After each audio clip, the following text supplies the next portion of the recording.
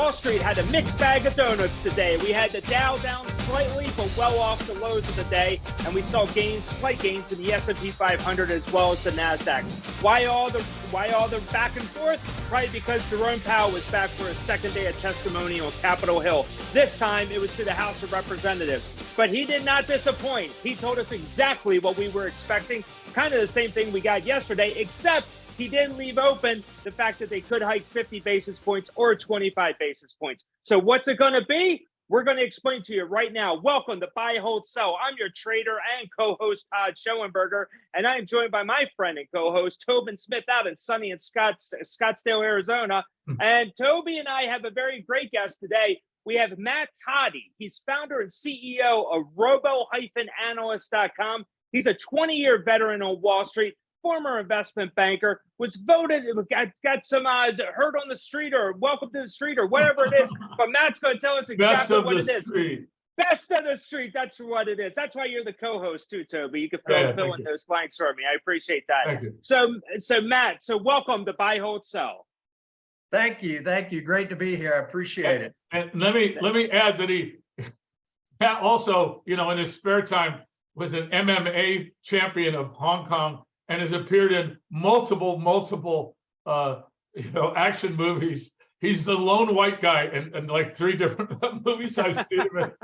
And it's a perfect metaphor for being an analyst on Wall Street is also being an MMA fighter. I love it. So, and he's got all his teeth, Todd, for crying out loud. So that's yes, he has the TV teeth, no doubt about that. Well, it's great to have Matt because Matt has so much expertise with the markets, being an investment banker as well as a retail broker, but he also brings that Hong Kong audience to Buy, Hold, Sell. And we've been seeking we've been hoping for that. And we've been waiting. That's right. So Matt, I want to start with you on this one. So here you had the markets; they really took the hit yesterday. Powell came in for some reason. Traders seem surprised. I'm not exactly sure why. He repeats the performance today. He does add in the fact that the Fed still doesn't know what they're going to do when they meet March 21st and 22nd. With so much data going on right now, I mean, what would you tell investors at this time? Should they hang in there? Or should they look for opportunities? What do you think is going to happen with the markets? Well, looking at the longer term charts over the last 12 months or so, we were in a downtrend. We use a simple indicator called a Fibonacci fan, which will give you different channels to let you know what stage of the market is in, whether it's in a bear market, a bull market, recovering, so on and so forth. And we broke out of that on the spider in November 10th.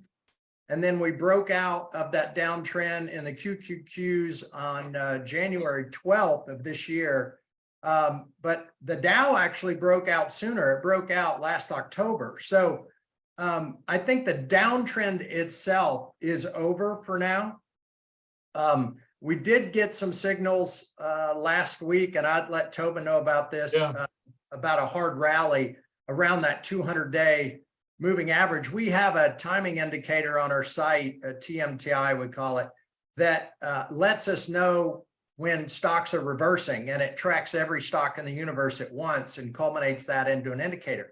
So I called Tobin, let him know that the market was reversing. We got a nice 3-day bounce, but 2 gaps up in a row usually mean sellers are coming back in, right, which is exactly what we saw. So we got a negative reversal there at the top. Now we're sitting kind of in a scratch your head point. So we're right on, we're above the 50 and 200-day moving averages, which a lot of investors use as their bellwether of whether we're in a bull market or bear market. So we're above that on the Qs.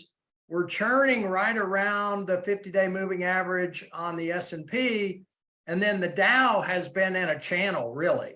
And we've been in that channel for quite some time. So I would say as long as we maintain above the 200-day moving average, all is okay. The problem will come in if we break the 200-day and with any volume whatsoever, and then you're just going to see people piling on, especially retail investors. That's going to scare a lot of people. Well, Todd, the other thing that I sort of blows me away is everything that Matt has said is absolutely true, and his indicators have been absolutely correct. But there's about $8 trillion worth of trading capital sitting in these momentum funds, and you can I have a screen that shows me which one of the CTAs, the big commodity trading advisors, what they're doing in real time, and they're all in the same Bible. I mean, there's Matt's point. The 10-month moving average was a big point for them, and you can just see when you drop below 200-day moving average, or usually the 200-day or this 10-month, you can just see and the dark pools that we follow. Just see the freaking red light, turn on. I mean, it's almost like I think today, Matt, I didn't see the final number, but usually about 78% of the trades on the stock exchanges are off the stock exchanges in dark pools, et cetera, and or they were actually automated trades that were black boxes. They were just rules based. If it does this, do that, blah blah blah. And that's where I think we're sort of in this no man's land. I'm thinking about that movie 1917, the World War I movie. Oh my gosh, I was shaking every time those guys would jump out of that, out of the boxes, and get the machine gun fire. I couldn't say it. But this is what it feels like here. It's like 1917, where trench warfare. Finally, though, Todd, it feels like some people are starting to understand that the Fed has to go to 6% or more to get any traction. And here's my new favorite statistic. I was just talking with a client today. I never quite realized. I said, where are all these workers, right? Well, you got 1.9 million quote unquote adults, 18 to 29 years old, that aren't working. Now, how the frick does that happen? Well, they're all downstairs, playing Game Boys. I don't know. Well, we have 6.5 million people in jail. We have 4.5 million people who are on probation and are not employable in the most part. Yeah, the Fed's not going to go out and find 10. We're down 2.9 million immigrants over the last since 2020. I mean, we're short a shit ton. That's a scientific word, Todd. Yeah, we are short a shit ton of breathing human beings who are employable. That's, no, you're right. Well, I'll see you next week. There you go. Your work here is done. No, seriously though, the JOLTS data came out today, and it was actually showing us that the labor market continues to be healthy. No matter where we are with the hike in interest rates, you still have a strength that's taking place, and that does beg the question, like you asked, where are all these people? But there's a number of things here. A lot of people might be thinking that, okay, I'm going to wait till I get the wage that I want. Maybe their jobs, maybe they ended up doing other things. I mean, who knows? You have so many people that are retiring. You know the statistics better than anybody, Toby, that how many people are retiring every day, and then how many people are coming back into the workforce. Maybe you had a number of people that went back to school. I mean, who knows where everybody is? But right now, the fact is that there is 1.9 job openings for every one person that's here in America. So you have a lot of, there's a lot of selectivity that people that if you want a job, you can find one right now. Well, I'll also add this a bit. So I'm going through, because I'm a nerd on the Fed, and Minneapolis Fed, in a report they just published on Monday, said, blah, blah, blah, blah, blah, blah. Last paragraph. The only way we would get to 2% inflation based on the numbers above is to have a recession.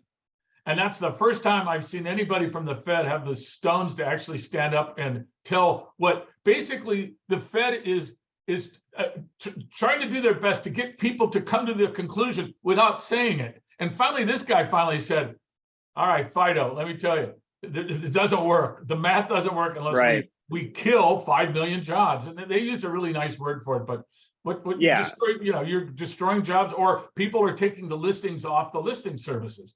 It's one of the I think that's what it is. Yeah. I think that's what it is, taking the listings down and therefore not have those openings. The other side of this too is that I know employers that we've done this. I mean, where you actually will be seeking a job, you have a job opening, but it doesn't mean that it's going to be filled in the next 30 days. I mean, it could be something that's filled next quarter.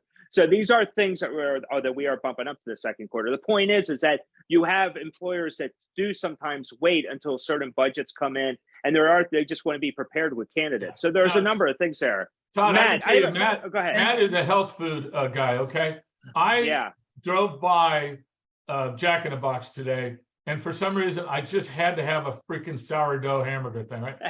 So I drive into the line. There's 3 signs up on. There's no signs for sale on Jack in the Box, J-Bo burgers, whatever. There's 3 signs saying we are hiring at $18.25 an hour. Unreal. And right. Your Hungry Jack or whatever the Jack is they sell that used to be like $3 is now $6.50. Yeah. That's not going away. No, it's painful. I have buddies that own a restaurant chains down here. I won't mention their name, but they're trying to hire, and they have all these job openings. And even I have a labor-based business here in Sandestin, and even though we try to hire, and there are these job openings out there, a lot of firms are just leaving those job openings out there with no intent to hire. Huh, that's interesting. So you've got to look at really what's the percentage of potential hires versus just, hey, send us your resume.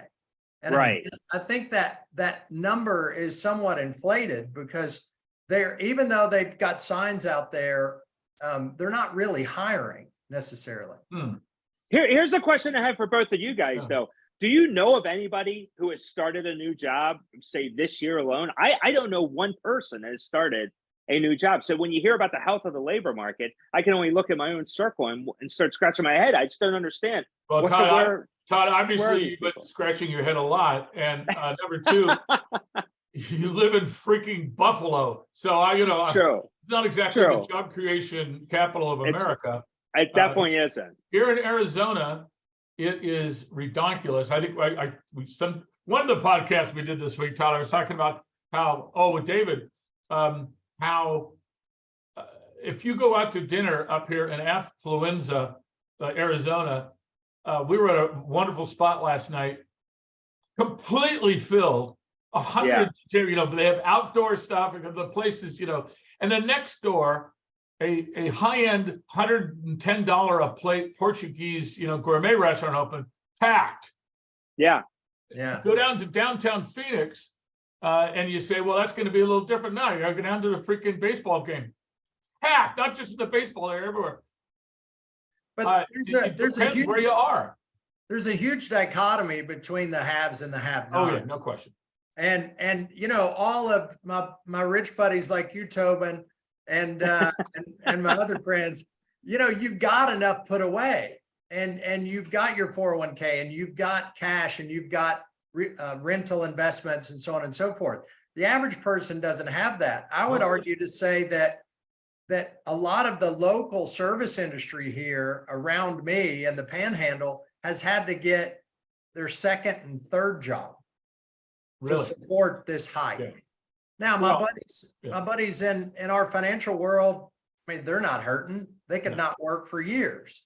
Yeah. But the average person, I'm seeing pain at the local level. Well, I say this statistic a lot because it's factual and interesting that the Biden proposal on taxing over $400,000 of income, which is obviously not going to get it passed, but when you take the top 10% of households who pay 62% of all the income tax, and 5% of households pay 46%. The bottom 60% of households pay 3% of federal income taxes. I can't speak for state income taxes. So that is to your point, Todd. Obviously, in the United States and other modern countries, we have this huge differential. It's just in the United States, we have this other thing called subsidized mortgages, basically. So if you lived on the coast, my favorite one, Todd, is my brother lives in Park City, and COVID hits, and all the rich people on the East Coast and the West Coast who have kids in high school go to Park City and just buy houses for cash, 3 million, 5 million, 8 million, so their kids can go to high school and finish off, right? Yeah. The complete reverse of that is they're short 50,000 workers up there in the greatest ski areas in that great area. They can't get, there's nobody to hire. And that's America, baby. You know? Yeah, it really is. Yeah. Yeah, no doubt about that. Well, listen, let's leave it there on this block, because when we come back, I want to ask Matt, when he looks at it with Robo-Analyst, and it's robo-analyst.com. I'm anxious to know, do you consider what happens with the macro environment, with the jobs, et cetera? But we'll get that answer when we come back after the break. Please stay with us. Buy, Hold, Sell Live, brought to you by Transformity Research.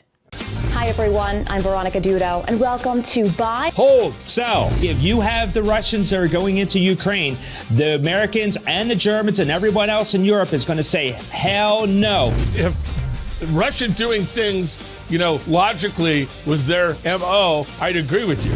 Yeah, Todd, why don't you get him on a phone call right now? Hello, you.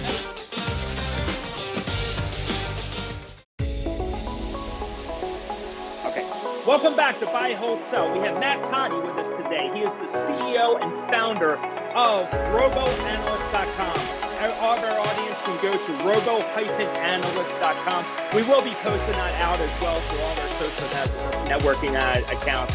Please, if you're not a follower, please do so soon, because you're going to be missing out on a whole lot of great stuff, especially all the musings from Toby and his new thing with True Market Insiders. I'm a muser now, and that's what I am. I'm a muser. Amusing to me, that's for sure. Listen, there you go. So Matt, so I want to go to you, because with Robo-Analyst, you have this. It is technical analysis. I know you also have the section for market timers, and there's a lot there. I know our audience is a lot of do-it-yourself investors, and they do prefer that market timing ability. But do you take into consideration anything maybe with some of the ancillary items, such as, I don't know, the Fed hiking rates, or the jobs report that's coming out, or CPI next Tuesday? I mean, is there any of that is taken into consideration, or is it just strictly technical analysis? So we do have a fundamental engine as well, which I don't have posted on the site, but our Robo-Analyst, the current version, just uses technical analysis.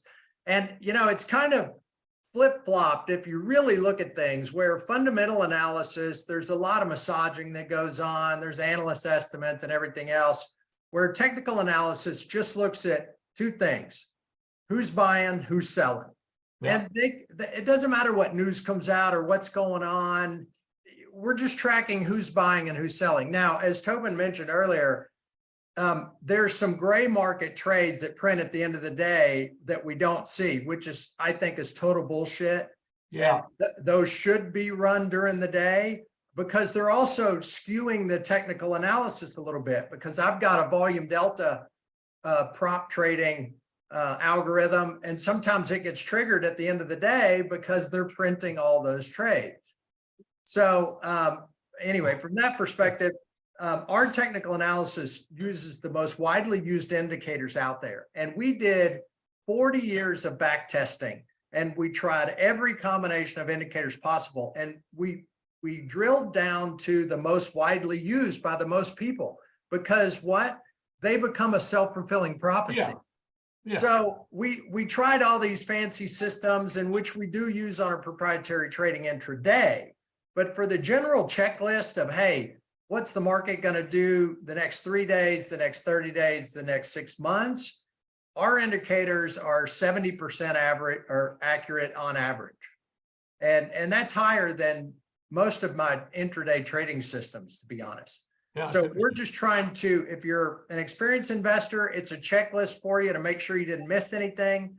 If you're a novice investor, it's a teaching tool, because the computer actually generates real-time commentary and analyzes every stock real-time in the universe. So I don't have to listen to your voice, Todd. You actually can read it. Is that? Yeah, I love right. It. Well, tell us, what sectors are you buying, and what stocks are hot, brother? Come on, man.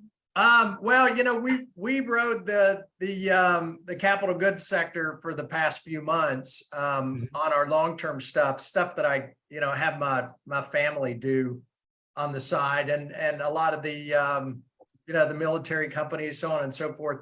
But we've stepped out of capital goods. They've had a 30% run, over the last few months. And I think that's, and it's had 5 legs up and each leg's getting shorter. So I think that's going to roll over. I still, we got out of the Dow a couple of months ago and rolled into pure tech, the NASDAQ, and went crazy on the Qs back in January. And now we're just kind of waiting to see what happens around this 200-day, 50-day moving average. And we're gonna look for volume delta where we've got a heavy push where our indicator will pick up that the banks are stepping in and reversing that one way or the other. So right now, I would say in general, we're in a bullish move overall, but the short term, we might get some retests, but I think the major bull market technically is back in effect to some level.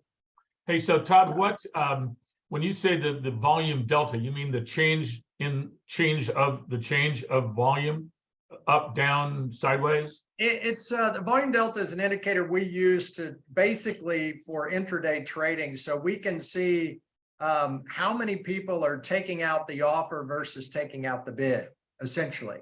Okay, that's interesting.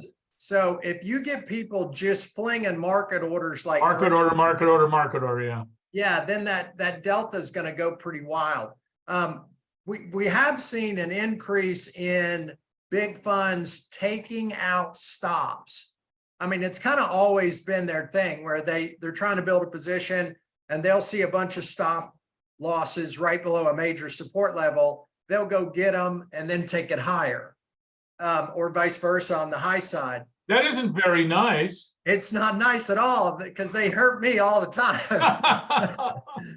But I've seen an overwhelming change this year, and you alluded to the fact of all these momentum funds, right? Yeah. I've seen a huge jump, maybe 20-30% more activity of funds taking out stops and then reversing it this year than I have versus last year. So it's really been a wild market. Our prop trading accounts, we've shortened from 15 minutes to 5, and now we're doing 1 and 2 minute algorithms. It's crazy. Wow. That's impressive. Very impressive. So how does it work? So is it similar to Bloomberg where I need a seat license to sign up, or how? No, our end of day version of the software is free. Oh, wow. Okay. So that's fascinating. Yeah, I use it for myself and my own trading. I only charge $9.95 a month for the intraday version, and I give you stock picks every day with that $9.95, and we have a 68% 10-year winning track record on those stock picks. Wow, that is very impressive. Yeah, Toby, do you have anything like that? I do actually. At True Market Insiders, we have about 10 different trading systems. Not at Transformity Research. You're looking at the vast computer network that we operate. But Todd, what was interesting, we've had JC Parrott's on and some other technical analysts that are very successful, and JC will tell you the bull market started in June of last year. I mean, based on his support levels, etc. And then it retested in October, and that we're in this bull market and people are kidding themselves. My message is, yeah, but my business is finding the sectors within the sector, the micro sectors, and I go back to our whole strategy of looking for this huge transformational changes, transformational economic events that create winners and losers, and we're trying to own the winners. Still today, if you look at the new highs, almost 60% of our prosaic product tankers and oil tanker stocks are hitting 52-week highs. Now, if you look at the transportation index, it sucks. Yeah. And that's why I've joined this company, True Market Insiders, because we're sort of adding the ultra technical, then with the ultra micro indexes. And I'm really looking forward to having, because we'll probably have 20 micro indexes that start, that begin with the fact that they're outperforming the overall, S&P 500 or QQQ, whatever. Because if you're not, why are you in business? And then the idea of being able to add, these relative strength stuff. And I'm gonna get you to get together with Chris Rao at True Market Insiders, because I think there'd be a good fit there. And we can always use a guy. Yeah. With hair. And we don't have many Chris guys on with the full show. head of hair. I'm the only one. So. That's true, and we've had Chris on the show before, talking about his program, and then obviously giving us some stock picks. Matt, I'm just curious, when you send out those investment suggestions, is it pure equities or ETFs, or are you covering mutual funds? I mean, tell me everything. Sure. So each day the software generates a list of basically key reversal picks, and that is where a stock has made a new low or a new high, and it has reversed on 130% of average volume and closed above the previous high or close, and bouncing off a support level. So basically, we track, part of our timing indicator is tracking all stocks that are reversing on high volume at more. Is that good or is that bad? It's good to identify tops and bottoms when money's turning over, basically. Okay. And it's identified every bottom and top within a few percentage points over the last, literally going back to 1998. Now you do get a lot of false signals sometimes on lower volume that where you have some selling going on from the retail side, but the institutions aren't involved. So we do sometimes get multiple signals on that long stretch of bull market that we had. There were several areas where institutions were taking profits, but by compiling that indicator, we get this list of stocks every day. And one day we'll have 5 longs and 30 shorts. Well, that's probably telling you the market's going down the next day, and vice versa, right? Yeah. We had 200 longs the other day and only 30 shorts on that day. I called you, Tobin, and I said, hey, we're going north from here. And we had those big gap up days. So what we do is we give you that list right on your chart each day. And you can pick and choose whichever one you want to trade, or trade them as a basket. And what we suggest is using support and resistance levels, which are dynamically generated on our chart. So if you buy it here, then you sell it at the next resistance level, or at least move your stop up to there. Fair enough. So is it the full universe of stocks, or are you just focused on large caps, S&P 500, Russell? Give us an idea. We track 16,000 stocks. Wow. Okay. So it's everything. I mean, some days we'll get 20 ETFs on there and only 2 equities, or only 2, individual companies. Yeah. Some days we'll get 20 banks on there and all the sellers are tech stocks. So it will show what sectors are expected to move up or down on a daily basis. It's pretty interesting. Hey, Todd, what do you read on these, 1 day only options? They've been around for, moons, but now all of a sudden, Wall Street Journal and other publications are saying, man, these one day options are crushing the market. Yeah. So, as a trader since 1993, I have taken more of a butt whipping by buying options than I have anything else. So I would tell the average investor, we all have, if you're gonna sell out of the money options with a short-term expiration, that's the only chance you're gonna figure out the option market. We actually have a service that we're going to be adding that in our portfolios that we are actively selling option for income.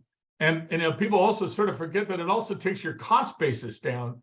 My favorite example is when we successfully went to cash in January of 2020 and successfully went long the puts on XOP and QQQs in early February. Thank you very much.